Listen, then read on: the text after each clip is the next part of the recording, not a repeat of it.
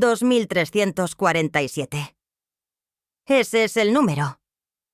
No es la cantidad de kilos que he movido, ni los millones que he lavado. Es el número de cuerpos que he tenido que borrar de la contabilidad. No de la vida. Eso es fácil. Eso lo hace cualquier pendejo con un cuerno de chivo y sin amor a la vida. Yo hablo de borrarlos del sistema. Borrar sus nombres de las nóminas de la policía. Borrar sus actas de nacimiento. Pagarle al forense para que el cadáver aparezca sin nombre, como un fantasma anónimo en una fosa común. 2347 problemas que costaron dinero solucionar. Y cada uno de ellos, una lección. Los hombres con los que trabajo, los que me deben la vida y los que me la quieren quitar, creen que el poder está en el gatillo. Pobres idiotas. El verdadero poder está en el libro de contabilidad. Y en ese libro, la única firma que importa es la mía. Mi nombre es Enedina Arellano Félix. Los gringos y los noticieros me pusieron apodos estúpidos. La jefa, la madrina, la narcomami. El último me da risa. Suena a una señora que te prepara galletas con veneno. No entienden nada. No soy la madre de nadie. Soy la dueña del negocio que se comió a mis hermanos, a mis enemigos y que, si te descuidas, te va a comer a ti también. La gente me ve en las pocas fotos que tienen y piensan que soy la hermana callada, la que estudió contabilidad en una universidad privada de Guadalajara. Tienen razón en una cosa. Estudié contabilidad. Pero lo que no saben es que cada bala que dispararon mis hermanos, yo la compré. Cada casa de seguridad, yo firmé el cheque. Cada soborno a un general, yo autoricé la transferencia. Ellos eran la cara, el ruido, el escándalo. Yo era el silencio detrás del trono, el motor que nunca se veía, pero que hacía que toda la maquinaria de muerte y dinero siguiera avanzando. Todo empezó en el polvo de Sinaloa, aunque nos hicimos fuertes en Tijuana. Éramos una familia grande, de esas donde tienes que gritar para que te pasen las tortillas. Mi padre, un hombre de apariencia respetable, médico de profesión, pero con la maña corriendo por las venas. Él nos enseñó la primera regla del poder. Nunca parezcas el más fuerte. Parece el más necesario. Mis hermanos no entendieron esa lección.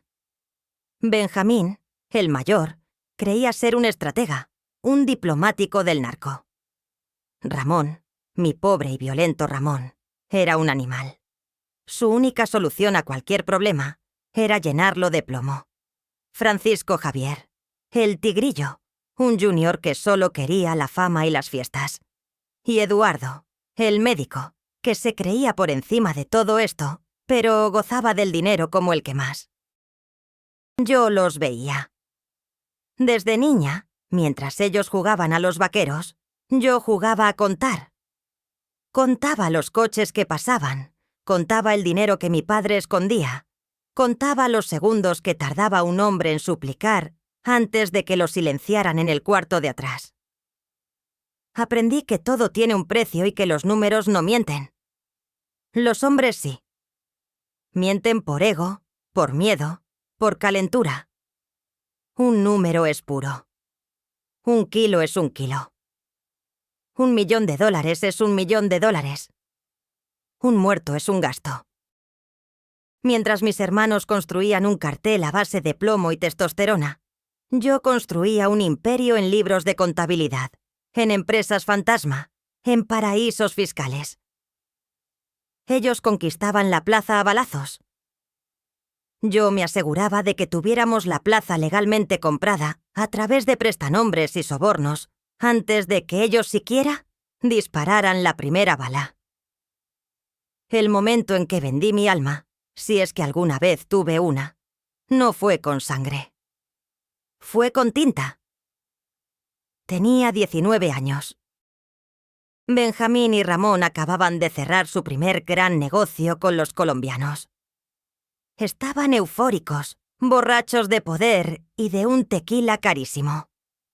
trajeron a la casa maletas llenas de dólares. Billetes sucios, arrugados, algunos manchados de sangre.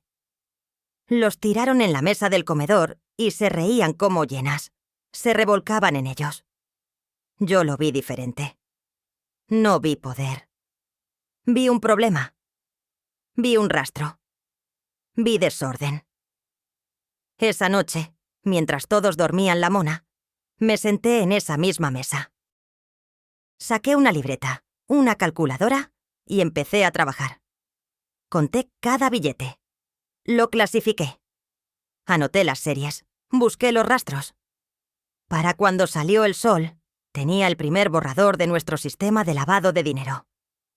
Un sistema que incluía casas de cambio, inmobiliarias, restaurantes. Un sistema para hacer que el dinero de la muerte pareciera el dinero del trabajo. Le presenté el plan a Benjamín. Al principio se rió. ¿Y esta niña qué se cree?, le dijo a Ramón. Pero le mostré los números. Le mostré el porcentaje que perdían por no saber manejar el efectivo. Le mostré el riesgo, las puertas que dejaban abiertas para que el gobierno nos cayera encima. Dejó de reírse. Me miró con otros ojos. No como a su hermanita, sino como a un arma que no sabía que tenía. «Hazlo», me dijo. Ese fue el pacto. Esa fue la venta. No necesité firmar con sangre. Firmé el primer depósito en una cuenta en las Islas Caimán. En ese momento entendí que mis hermanos eran la fuerza bruta, pero yo era el cerebro. Y en este negocio, la fuerza bruta siempre termina en una tumba o en una celda. El cerebro, si es lo suficientemente frío y calculador, hereda el reino. Y yo, créanme, nací para ser reina. Los hombres me tienen miedo no por lo que puedo ordenar que les hagan con una pistola, sino por lo que puedo hacerles con un bolígrafo. Puedo borrar su existencia, su fortuna y su familia con una sola firma. Y eso, ningún cuerno de chivo lo puede igualar. Y eso, ningún cuerno de chivo lo puede igualar. Mi primera prueba de fuego no fue con pólvora, fue con papel. Había un comandante de la judicial en Tijuana, un tal Talamantes, que se estaba pasando de listo. La mordida que se le daba cada mes ya no le parecía suficiente. Empezó a detener nuestros camiones, a decomisar mercancía pequeña, solo para joder, para recordarnos que él tenía un uniforme y nosotros no. Ramón, como siempre, tenía la solución más simple. Le llenamos la oficina de plomo y ponemos a otro. Para él, el mundo era un clavo, y su único martillo era un AK-47. Benjamín, más cauto, sabía que matar a un comandante de esa calaña traería al ejército a las calles, y eso era malo para el negocio. Discutieron por horas, gritándose, amenazándose, bebiendo coñac como si fuera agua. Yo escuchaba en silencio desde el otro extremo de la mesa, moviendo los números de una nueva ruta en mi libreta. Finalmente, me harté del ruido. «Yo lo arreglo», dije. Se callaron y me miraron. Ramón soltó una carcajada. «¿Tú? ¿Qué vas a hacer? ¿Le vas a hacer una auditoría hasta que se muera de aburrimiento?»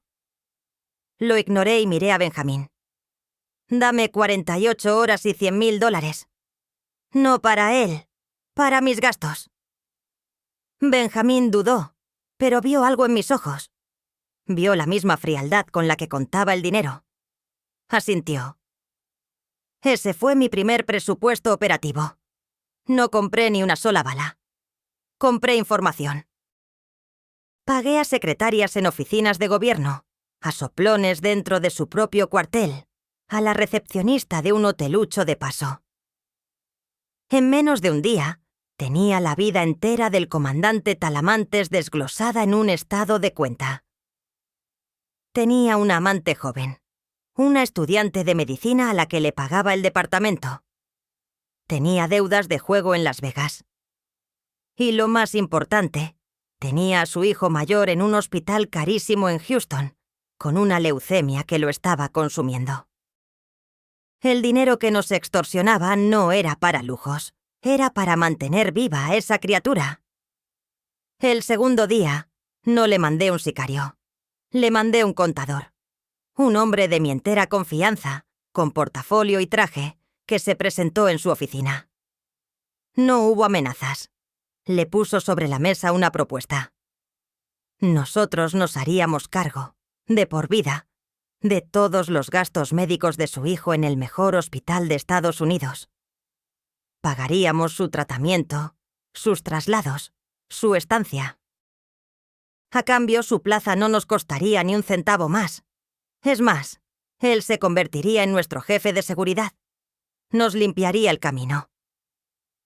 Talamantes, ese hombre duro que aterrorizaba a Tijuana, se quebró. Lloró frente a mi contador. No por miedo, sino por gratitud. Firmó su alma al diablo para salvar a su hijo, y yo era el diablo. Cuando le expliqué a mis hermanos lo que había hecho, Ramón no entendió. ¿Le pagamos el hospital? Debimos matarlo. Pero Benjamín se quedó en silencio por un largo rato. Luego, por primera vez, me sirvió una copa de coñac. «Salud, hermanita. Acabas de comprar un comandante por el precio de 1 kilo. Eres un genio». Ese día mi valor dentro del cártel se multiplicó por 1000. Ya no era la niña de los números. Era la estratega, la que ganaba guerras sin disparar. Y el dinero. Dios mío, el dinero empezó a calentrar a raudales. Con Talamantes de nuestro lado, la frontera se abrió como nunca. Lo que antes pasábamos en semanas, ahora pasaba en días. El dinero ya no cabía en maletas. Necesitábamos camiones. Mi operación de lavado tuvo que crecer exponencialmente. Compramos constructoras, cadenas de farmacias, equipos de fútbol. El dinero sucio de la coca se convertía en ladrillos, en medicinas, en goles. Dejamos de ser narcos para convertirnos en empresarios. Y con ello, vino el lujo. Pero mi lujo era distinto al de mis hermanos. Ellos se compraron leones y panteras para sus jardines, colecciones de autos que no podían manejar en público, relojes de oro tan pesados que parecían grilletes. Su lujo era ruidoso, vulgar. Un grito desesperado para que el mundo viera que ya no eran los rancheros muertos de hambre de Sinaloa. Mi lujo era el silencio. Era un pasaporte diplomático falso que me permitía cenar en París. Eran 3 departamentos a mi nombre en Coronado, California, donde nadie sabía quién era yo, donde era simplemente una señora rica más. Mi mayor lujo era la información, tener los servidores de la DEA intervenidos, tener en mi nómina a un asistente del fiscal general. Ellos gastaban en prostitutas y bandas de música. Yo gastaba en silencio y en poder real. Recuerdo una vez, estábamos en una de nuestras casas de seguridad en El Pedregal, en la Ciudad de México. Llegó un cargamento de dinero de Chicago. 14 millones de dólares en billetes de 20. Mis hermanos y sus pistoleros se lanzaron sobre las pacas como animales, bañándose en billetes, aspirando cocaína sobre las pilas de dinero. Era una escena grotesca. Yo esperé a que terminaran su circo. Luego, con mis guantes de látex puestos, empecé mi trabajo. Organizarlo, contarlo, descontar las mermas, planificar la ruta de lavado. Mientras ellos se emborrachaban con el fruto del trabajo, yo lo plantaba en tierra fértil para que siguiera creciendo. Se reían de mí. Me decían «la contadora».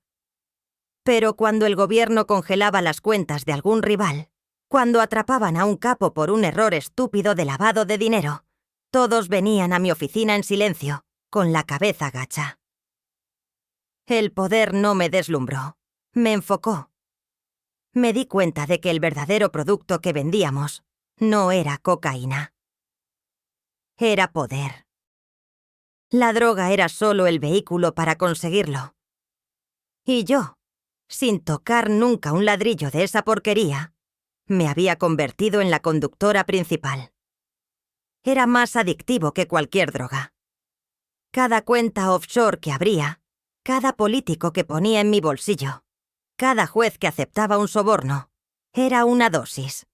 Estaba construyendo un imperio invisible, un castillo cuyas paredes no eran de piedra, sino de cifras en un libro mayor. Y desde mi trono silencioso veía a mis hermanos, los reyes de la violencia, y entendía que solo eran mis empleados más ruidosos y peligrosos. Y desde mi trono silencioso veía a mis hermanos, los reyes de la violencia, y entendía que solo eran mis empleados más ruidosos y peligrosos. La gente cree que el horror es algo excepcional, un grito en la noche. Para nosotros, el horror era el pan de cada día. Era la junta de las 9 de la mañana. Era el email que tenías que contestar antes del almuerzo. Recuerdo perfectamente una tarde de martes. Yo estaba en una de nuestras bodegas en Otay Mesa, revisando un déficit en los libros. Faltaban $700.000 de un envío que había llegado de Colombia. Habíamos agarrado al responsable, un tal Ismael, un lugarteniente de nivel medio que se creyó más listo que los demás. Mientras yo revisaba los libros en una oficina improvisada con aire acondicionado, en la nave principal Ramón se estaba divirtiendo. Lo escuchaba. No los gritos de Ismael. Esos duraron poco. Lo que escuchaba era el soplete.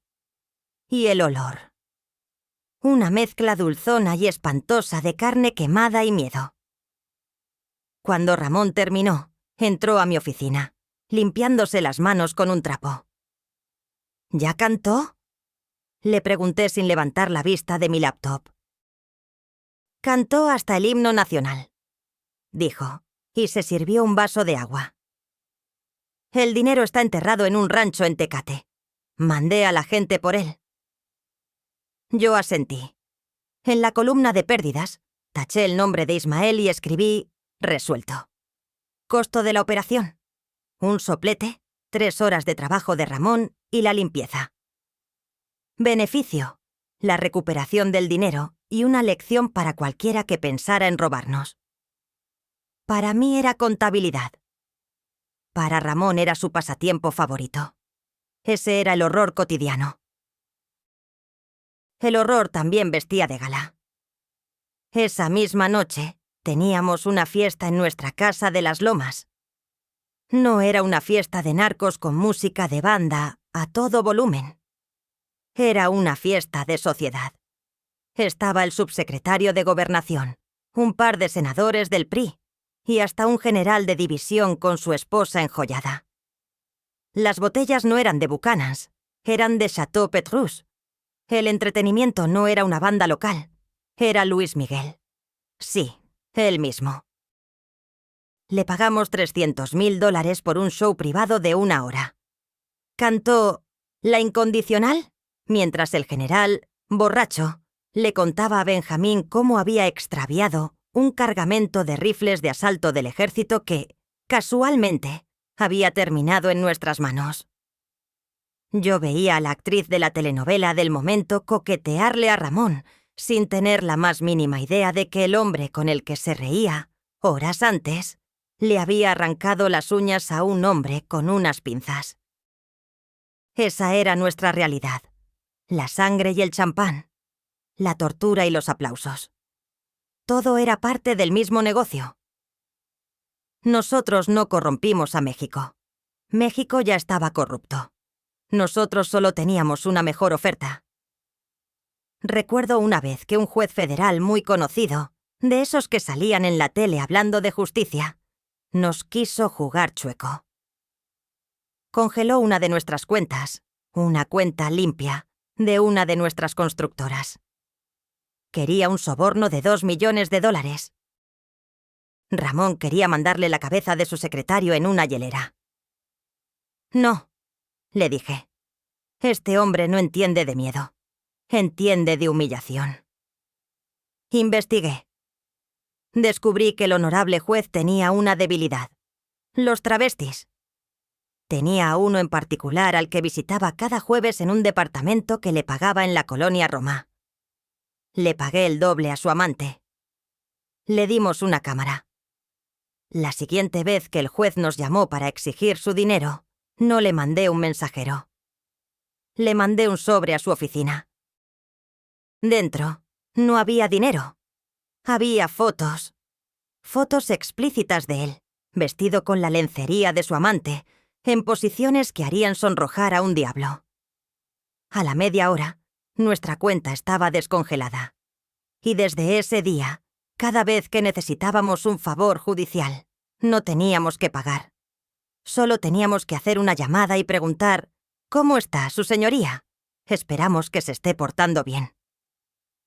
Ese es el poder real, no es el plomo. Es saber que tienes el alma de un hombre guardada en una caja fuerte.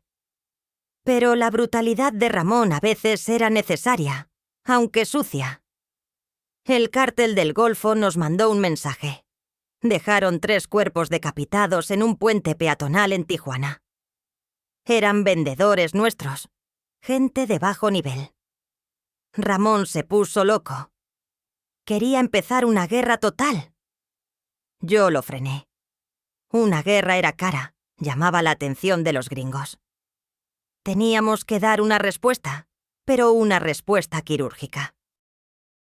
Una que doliera más que 3 muertos sin importancia. Localizamos al responsable de la operación del Golfo en la plaza, un comandante llamado Guillermo, el Meme González. No lo matamos. Secuestramos a su hija de 15 años cuando salía de su colegio privado en San Diego. No le tocamos un pelo. La llevamos a una de nuestras casas de seguridad. La tratamos como a una reina. Le dimos ropa cara, su comida favorita, todo lo que quería. Mientras tanto, le mandamos a El Meme un video. Un video simple. No era de su hija siendo torturada. Era de su hija probándose un vestido de $500, riéndose mientras uno de nuestros hombres, uno de los sicarios más feos y aterradores que teníamos, le acomodaba el pelo con una delicadeza espantosa. El mensaje era claro. La tenemos. Podemos hacer lo que queramos con ella. Y está tan cómoda que ni siquiera sabe que está secuestrada. Podemos convertir su vida en un paraíso o en un infierno. Tú decides. Al día siguiente, el Meme González apareció encintado y con un tiro en la cabeza en una carretera de Tamaulipas. Se mató él mismo. La guerra no empezó. Devolvimos a la niña y a su familia con un chofer y un regalo de despedida. El horror no siempre es gritar. A veces es un susurro que te hiela los huesos. Y en ese mundo de susurros y gritos, yo era la que escribía el guión. Y en ese mundo de susurros y gritos, yo era la que escribía el guión. Pero hasta el mejor guionista sabe que hay actores que se salen del libreto. Y en nuestra familia, el actor impredecible siempre fue Ramón. Su brutalidad nos había servido, pero la brutalidad es una bestia que, si la alimentas demasiado, termina por devorarte. El principio del fin empezó con algo tan estúpido como un insulto en una discoteca. Estábamos en Mazatlán, celebrando no sé qué victoria. Ramón, borracho y drogado como de costumbre, se topó con un grupo de jóvenes que lo miraron mal. Eran gente del Chapo Guzmán, que en ese entonces era nuestro socio, aunque siempre hubo una tensión, una rivalidad de perros grandes en el mismo patio. Hubo empujones, gritos. Uno de los hombres de Guzmán, un tal Cochiloco, le dijo a Ramón que se fuera a Tijuana a jugar con sus muñecas gringas. Fue una sentencia de muerte. A la semana, Ramón organizó una cacería. No me consultó. No consultó a Benjamín. Su ego herido era su único consejero. Emboscaron al Cochiloco y a su gente a la salida de la discoteca Christine. Fue una masacre. Murieron sicarios de ambos bandos, Pero también murieron civiles. Una pareja de turistas de Guadalajara que estaban en el lugar equivocado, en el momento equivocado. Esa fue la primera línea que cruzamos de verdad. Matar a otros narcos era parte del negocio. Matar civiles era un error de contabilidad garrafal. Atraía a la prensa, al gobierno, a los gringos. Era publicidad que no podíamos pagar. La sociedad con el cártel de Sinaloa se rompió esa noche. El Chapo y el Mayo Zambada nos declararon la guerra. Y no era una guerra fría de inteligencia y sobornos. Mi especialidad. Era la guerra de Ramón. Una guerra de cuerpos colgados en puentes, de coches bomba, de terror puro. Tijuana se convirtió en un infierno. Las balaceras eran a plena luz del día. Mis negocios limpios, las fachadas que con tanto cuidado había construido, empezaron a resentirse. El turismo cayó. Las inversiones se congelaron. El flujo de dinero se volvió errático. La guerra es el peor negocio que existe. Es un gasto constante sin un retorno de inversión claro. Traté de explicárselo a mis hermanos. Estamos sangrando dinero. Cada muerto nos cuesta en balas, en sicarios, en sobornos para limpiar la escena. Estamos quemando el capital. Benjamín me escuchaba, pero estaba atrapado entre mi lógica y la furia de Ramón. Y la furia, en este negocio, casi siempre le gana a la lógica. La paranoia se instaló en nuestra casa como un miembro más de la familia. Ya no podíamos confiar en nadie. Cada jardinero, cada sirvienta, cada policía en nuestra nómina era un posible traidor, un espía del Chapo. Empezamos a vivir en un estado de sitio autoimpuesto. Las reuniones ya no eran en restaurantes de lujo, sino en sótanos húmedos y casas de seguridad cambiantes. El vino caro fue reemplazado por agua embotellada que probaba un catador por si estaba envenenada. El punto de quiebre para mí fue personal. Tenía un sobrino, el hijo de Benjamín, un niño de 10 años al que adoraba. Era mi única debilidad. A diferencia de mis hermanos, yo nunca quise tener hijos. Traer un niño a este mundo de mierda me parecía el acto más egoísta y cruel. Pero a ese niño lo quería como si fuera mío. Una tarde, el niño no regresó del colegio. 6 horas de pánico absoluto. 6 horas en las que imaginé las peores torturas. 6 horas en las que Benjamín y Ramón se convirtieron en bestias enjauladas, gritando órdenes, matando a soplones al azar para sacar información. Yo me encerré en mi oficina, pero no podía concentrarme. Los números bailaban frente a mí. Por primera vez en mi vida, el libro de contabilidad no tenía sentido. Era solo papel manchado. Resultó ser una falsa alarma. El chofer se había confundido de ruta, se le había ponchado una llanta y su radio no servía. El niño apareció sano y salvo, comiendo un helado, ajeno al caos que había desatado. Pero esa noche, cuando todos celebraban, yo no pude. El terror que sentí en esas 6 horas me cambió. Me di cuenta de que el imperio que había construido tenía los cimientos de arena. Que toda la riqueza, todo el poder, no servían de nada si no podías garantizar la seguridad de un niño de 10 años. La fortaleza se había convertido en una prisión, y el sueño en una pesadilla de la que no podía despertar. Empecé a mover mi propio dinero. Dinero que mis hermanos no sabían que existía. Creé nuevas identidades. Compré propiedades en Europa y Sudamérica bajo nombres que nadie podía rastrear hasta mí. Estaba construyendo mi propia balsa de escape, por si el barco se hundía. Y sabía, con una certeza fría y matemática, que el barco se iba a hundir. La guerra con Sinaloa se intensificó. La violencia era demencial. Un día, recibimos un pitazo. El Chapo estaría en el aeropuerto de Guadalajara para tomar un vuelo. Ramón, otra vez sin pensar, organizó un comando para matarlo.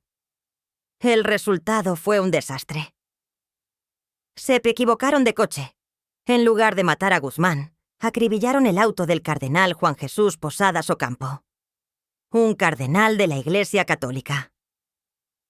El error fue tan monumental, tan catastrófico, que sentí un frío en el estómago que nunca antes había sentido. Ya no habíamos matado a un civil anónimo. Habíamos matado a un príncipe de la Iglesia en un lugar público. Todo el peso del Estado mexicano, y ahora también del Vaticano y del mundo, iba a caer sobre nosotros. Esa noche, reuní a mis hermanos. «Se acabó», les dije. «Esto es el fin. Tenemos que desaparecer, tomar el dinero que podamos y esfumarnos». Ramón se rió. ¿Escondernos? ¿De quién? Somos los Arellano Félix.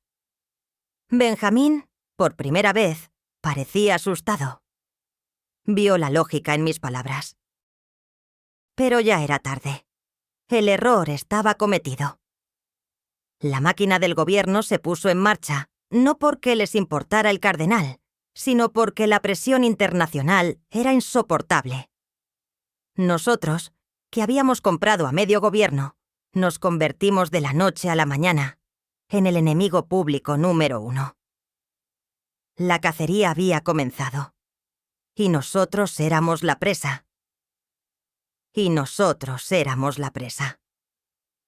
Lo del cardenal rompió el pacto no escrito que teníamos con el poder. Una cosa era matarse entre nosotros en el desierto. Otra muy distinta era salpicar de sangre a la Iglesia en un aeropuerto internacional. El gobierno necesitaba culpables, y nuestras caras estaban en todos los noticieros. La paranoia se convirtió en nuestra sombra. Cada llamada, cada coche que pasaba lento, cada mirada de un desconocido era una amenaza potencial. Mis hermanos reaccionaron como siempre. Benjamín tratando de negociar a través de abogados corruptos y Ramón queriendo matar a todos los que nos perseguían. Yo activé mi plan de contingencia. Empecé a mover mis activos a cuentas intocables, a transformar el dinero digital en oro físico, en diamantes, en arte que pudiera guardarse en bóvedas de bancos suizos. Me estaba desvinculando de la marca Arellano Félix. Estaba amputando a mi propia familia para salvarme yo. El primero en caer fue Ramón. El más violento, el más imprudente. Lo cazaron como a un perro en el carnaval de Mazatlán en 2002. Irónico. El lugar donde empezó la guerra con el Chapo fue su tumba. Murió como vivió, en una balacera estúpida, por un calentón del momento. Cuando me dieron la noticia, no sentí tristeza. Sentí alivio. Era un tumor que nos estaba matando y por fin había sido extirpado. Un mes después, cayó Benjamín. No fue en un tiroteo espectacular. Lo encontraron en Puebla, en una casa de clase media, mientras veía la televisión con su hija. El gran estratega, el líder, cayó por el descuido de una llamada telefónica. El imperio se desmoronaba a pedazos. De un día para otro, el negocio era mío. No por herencia, sino por eliminación.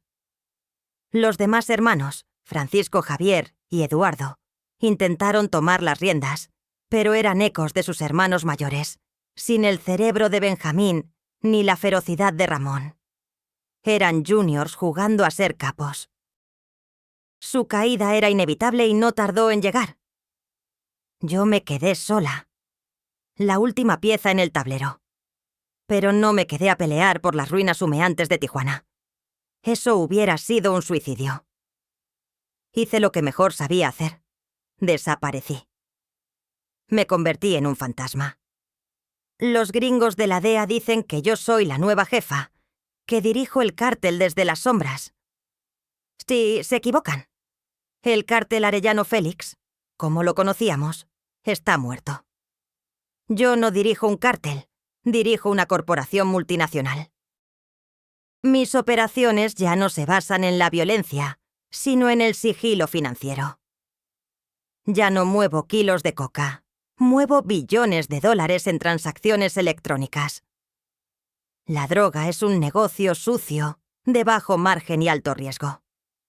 El verdadero poder, el que perdura, es el dinero limpio que compra voluntades, que financia campañas políticas en ambos lados de la frontera, que posee a los jueces antes de que dicten sentencia. Vivo en un lugar donde no me buscan porque no creen que pueda estar aquí. No es una mansión ostentosa con tigres en el jardín. Es un departamento elegante, pero discreto, en una ciudad europea donde el nombre, Arellano Félix, no significa nada. Soy una empresaria retirada, una inversionista. Mis vecinos me saludan en el ascensor.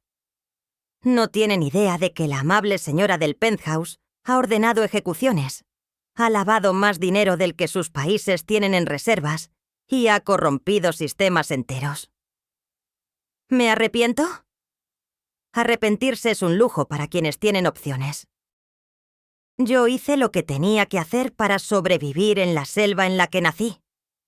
Mis hermanos jugaron a ser reyes y terminaron muertos o enjaulados. Yo jugué a ser la contadora y ahora soy dueña del casino. Ellos buscaban respeto a punta de pistola. Yo lo encontré en el silencio de una transferencia bancaria exitosa. A veces, en las noches, cuando el único sonido es el zumbido del aire acondicionado, pienso en todo. Pienso en el olor a carne quemada en esa bodega. Pienso en la cara de ese juez humillado. Pienso en la risa de mi sobrino.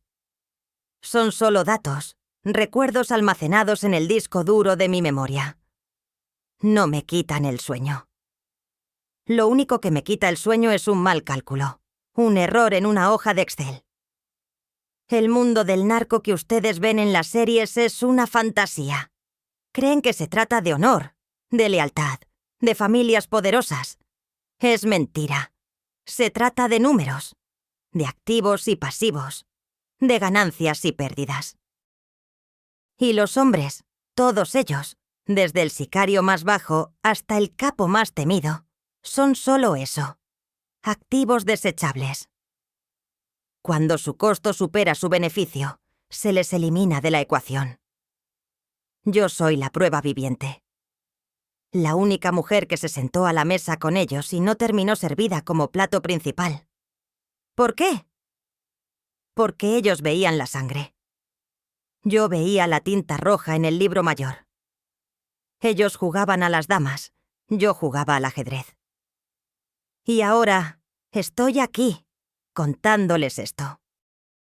No porque busque perdón ni redención. No creo en esas tonterías. Lo hago porque es el último movimiento en la partida. Controlar la narrativa.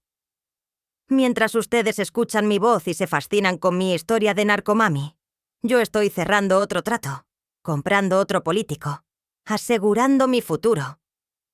Su entretenimiento es mi coartada. Así que disfruten del show. Asústense. Indígnense.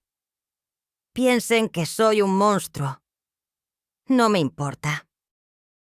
Porque mientras ustedes me miran, no están mirando dónde está realmente el dinero. Y para cuando quieran darse cuenta, yo ya habré comprado el edificio entero, con ustedes dentro.